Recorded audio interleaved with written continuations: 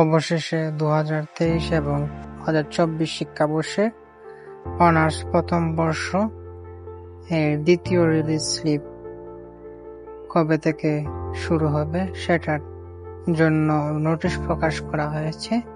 আগামী 11 সেপ্টেম্বর থেকে 23 সেপ্টেম্বর পর্যন্ত চলবে এই ভর্তির আবেদনের কার্যক্রম। যারা প্রাথমিক আবেদনের পর এবং প্রথম রিলিজ স্লিপের পর চান্স পাননি, তারা এই দ্বিতীয় রিলিজ স্লিপে আবেদন করতে পারবেন।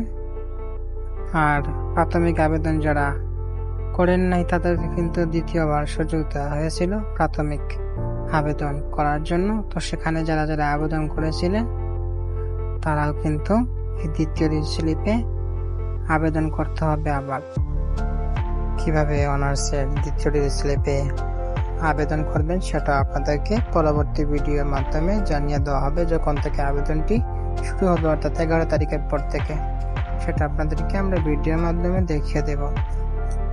আর চান্স পাওয়া বা না পাওয়া সেটা নির্ভর করছে আপনার রেজাল্টের উপর।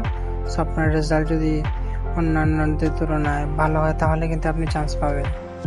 আর কলেজগুলোকে নোটিশ দেওয়া হয়েছে যে যারা দ্বিতীয়বারে প্রাথমিক আবেদন করেছে তাদের যে টাকাটা জমা দিয়েছে সেটা যে রসিদ রয়েছে সেই রসিদটা অবশ্যই বোর্ডের জমা দিতে হবে।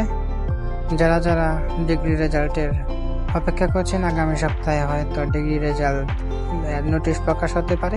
নোটিশ প্রকাশ হওয়ার সাথে সাথে আমরা আপনাদেরকে জানিয়ে দেব।